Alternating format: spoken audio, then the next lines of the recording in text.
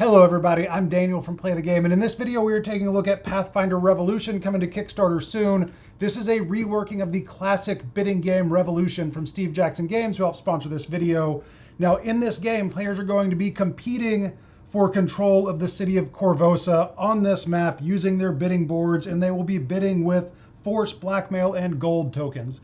Now, this is a pure bidding game. Players are bidding on different things they can do to control different areas to gain different tokens. The rules of this game are insanely simple. We have played with our entire family, from Peyton, who is 9 years old, Jared, who is 12 years old.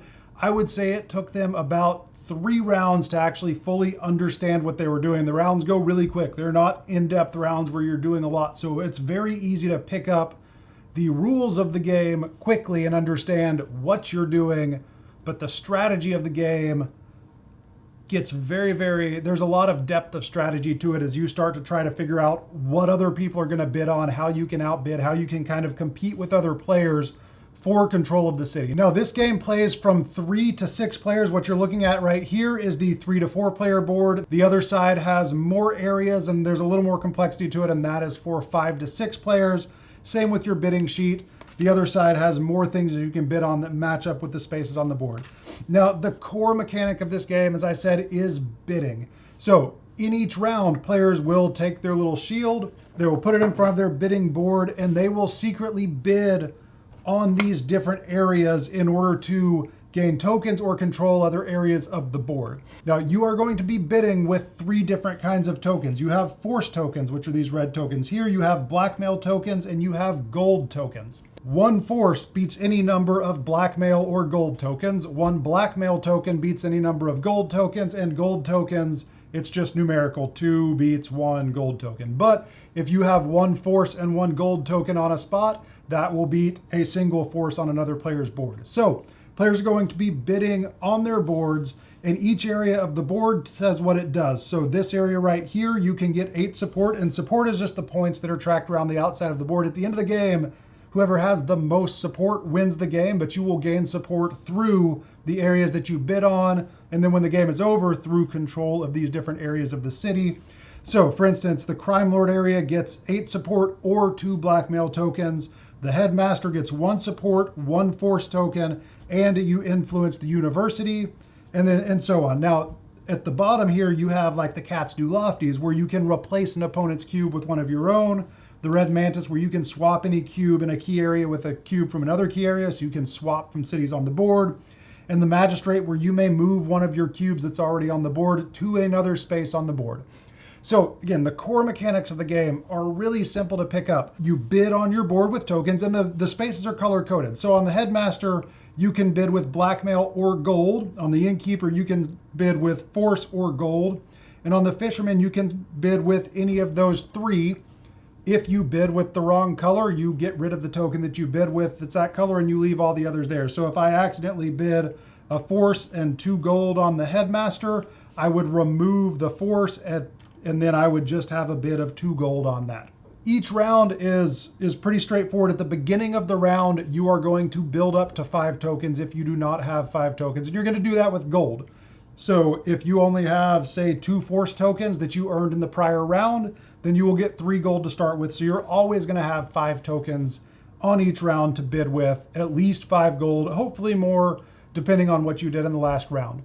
Now, something that was it took me a minute to get used to in this is that you are required to bid everything you have every single round. And again, you get, like at the innkeeper, you're going to get 1 blackmail if you win it. At the sable company, you're going to get 1 blackmail. If you bid on the crime lord or the hell knight, you'll get a force, 2 blackmail. At the arbiter, you're going to get 4 gold. So you're going to be earning those tokens each round on the areas that you win, and those are the tokens that you will use on the next round to bid. And again, you have to bid with all of your tokens every single round, so you're getting a fresh start at the beginning of the round. At the beginning of each round, you are required to declare what you have and what you will be bidding with. So you know, for instance, if you have a force token and no one else has any force, then you can bid 1 force token on any area that allows force to be bid, and you are going to win that because, again, 1 force beats any number of any lower tokens. So a force will beat 5 blackmail tokens and 5 gold if someone bid with that. Any force beats any lower number of tokens. And if 2 players tie, it's a wash. No one wins the area if there's a tie. So you really have to get into the head of the other players, look at what people are bidding on, look at what people might be going for on the board, and decide where you want to best bid, what you have, knowing what other players have, where you have the best chance for success. Now, you also gain influence through these areas. So you'll see influence the West Dock, influence the East Shore. Those are the areas on the map. And when you gain influence, you just put one of your colored cubes on the map. And at the end of the game, whoever has the most on each space wins control of that space, and you get the support shown. So the university is the strongest. You're going to get 50 support if you control this, which in this example, blue controls this. Fort Korvosa, blue controls, and we get 45.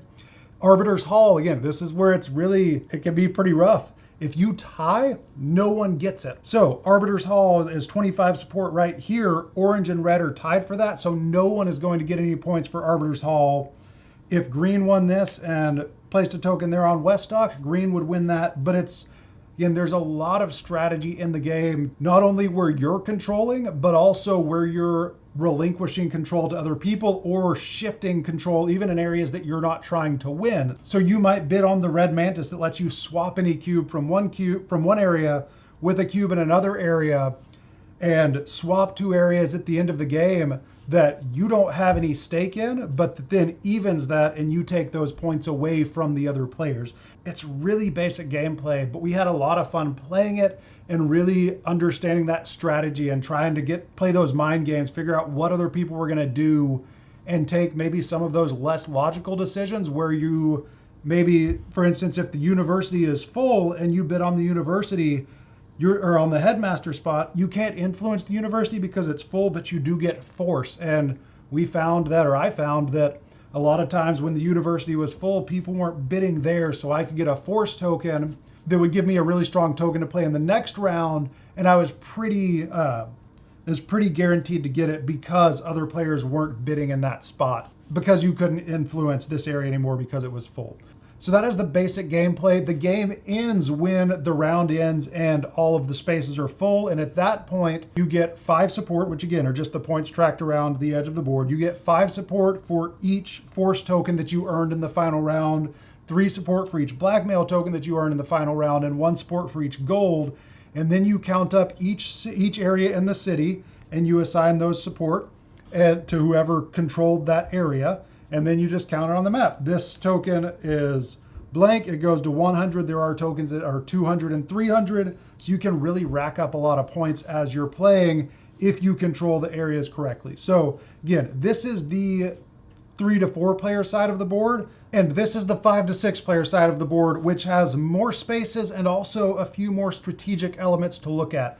So you'll notice the thief camp and the shingles give you minus 20 support if you control those at the end of the game, but they are really strong on the bidding. So for the shingles, you get 1 force and 1 blackmail if you bid on the commoner, and you also influence the shingles, which you may be able to shift things around towards the end of the game in order to use that to get the force and the blackmail early and then remove your influence from there or move other people. Again, that's a strategic option to move other people, so you might swap your tokens and get other people influencing that so they get negative points. Same with the thief camp, where you can bid on the guildmaster where you influence the thief camp, but you can also influence any other open space as well. Eel's End is also a unique area where you can't directly influence Eel's End. You have to use another kind of secondary ability from your bidding sheet, like the Cats Do Lofties, where you replace a cube or you move a cube that's already on the board with the magistrate. So you get a cube on the board and then you move it to Eel's End. So the 5 to 6 player,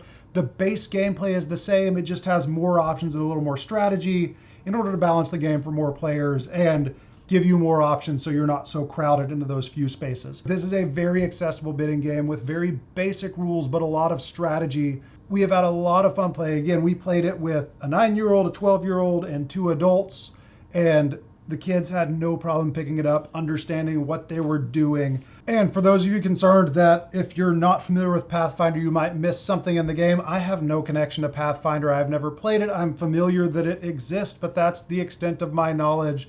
I know for people who are familiar with the world, there are going to be Easter eggs in here and things that are familiar, but you don't need to be familiar with the Pathfinder world in order to enjoy the game and play the game and know how to play. There's nothing, if you don't know anything about it, like me, there's nothing that's going to keep you from playing the game and enjoying it and having a blast. So this is Pathfinder Revolution, the reworking of the classic game Revolution from Steve Jackson Games, set in the Pathfinder world. It is on Kickstarter now. I'll leave links below to where you can find that campaign, and after the campaign is over, we'll put links to where you can find the game then. Thank you so much for watching. We'll see you next time. Bye.